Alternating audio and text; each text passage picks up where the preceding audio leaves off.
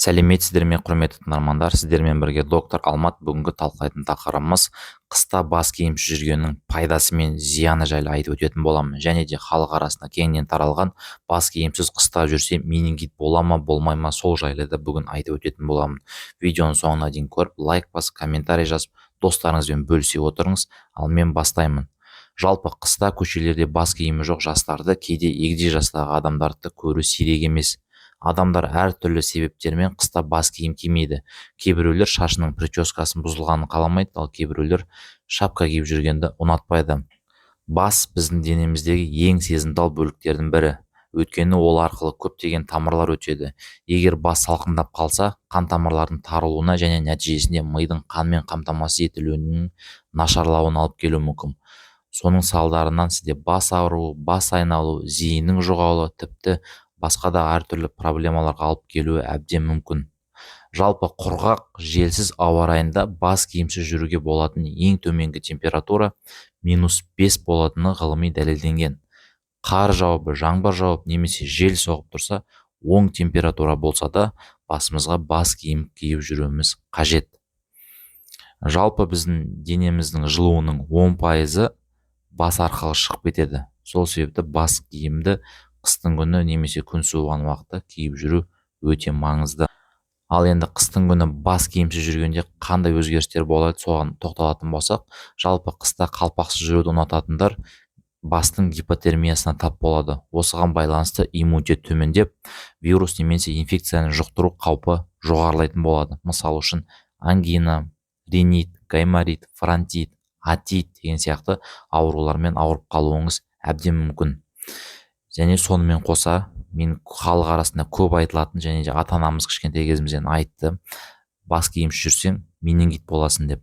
Жалпы менингит бұл инфекциялық ауру болып табылады. Сол себепті бұл арнайы бактерияның жұғуы арқылы ғана бұл менингит ауруымен ауырамыз. Ол басымыз суықтан, ол бас киімсіз жүруден менингит ауруы болмайды. Бұл қате ұғым. Келесі, қыста осы қалпақсыз жүргеннен басыңыз ауыру мүмкін. Ол суыққа байланысты қалыптасады. Ол кезде сіздің маңдай бөлігі ауырады бастың.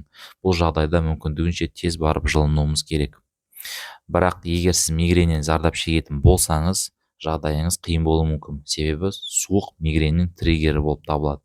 Осы суықтың салдарын сізде мигрен ұстауы мүмкін.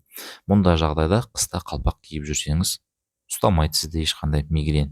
Келесі, осы температураның күрт төмендеп өзгеруінің құлаққа да әсері аз емес. Мысалы, жаураған баспен жылы ғимаратқа кіру немесе дымқыл баспен көшеге шығып кетуі, отит немесе сыртқы есту жолдарының воспалениясы немесе фурункулына алып келуі мүмкін. Суық әсерінен ми тамырлардың гипотермиясы мен спазмы болады. Соның салдарынан сізде есту нервтің қоректенуі бұзылып, құлақты шуыл немесе естудің күрт төмендеуі байқалатын болады. Сосын тұрақты сенсорлық есту қабілетінің жоғалуы дамиды. Бұдан тугоухость дамып кетуі әбден мүмкін. Жалпы есту жолдары, мұрынның шырышты қабаты және жұтқыншақ, бадамша бездер бір-біріне өте жақын орналасқан.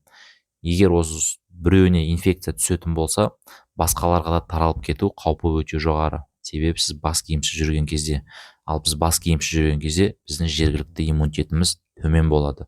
Сол себепті сіз бір инфекциямен ауырсаңыз, артынан тағы да екінші инфекциямен ауырып қалу қаупі өте жоғары.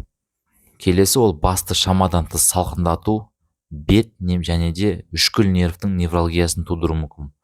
Соның салдарынан сізде осы нервтің невралгиясы туындап, өзіңіз ағзаңызға қиындықтар тудыруы мүмкін. Бұндай болмау үшін әрқашанда бас киім киіп жүріңіз. Онымен қоса, бас киімсіз жүру сіздің внутричерепной давлениені жоғарылатуына алып келуі мүмкін. Келесі, жалпы 10 минуттан астам бас киімсіз қыстың күні күн суықта жүру, ол шаш фолликулын тамақтандыратын қан тамырларының спазмын тудырады. Соның салдарын сіздің шаш фолликулаларыңызда тамақтану бұзылып, қан айналымы бұзылып, яғни тереңірек айтқанда, сіздің шашыңыз жұқарып, сынғыш, түскіш болып келеді. Ал енді бас киімсіз жүрудің пайдасына келетін болсақ, жалпы мынандай деп айтатындай пайдасы жоқ, оның зиянынан басқа. Тек қана ол сізге бас киімсіз жүру бодрость сыйлауы мүмкін, және де ұйқыңыздан оянуға септігін тигізуі мүмкін. Бірақ бұдан асқан пайдасы жоқ. Бұның зияны өте көп. Сол себепті, құрметті тыңдармандар, ауырып ем іздегенше ауырмайтын жол іздеп, қыстың күні ыңғайлы және жылы бас киімді басыңызға киіп денсаулығыңызды сақтаңыз және өзіңізге қамқор болып жүріңіз.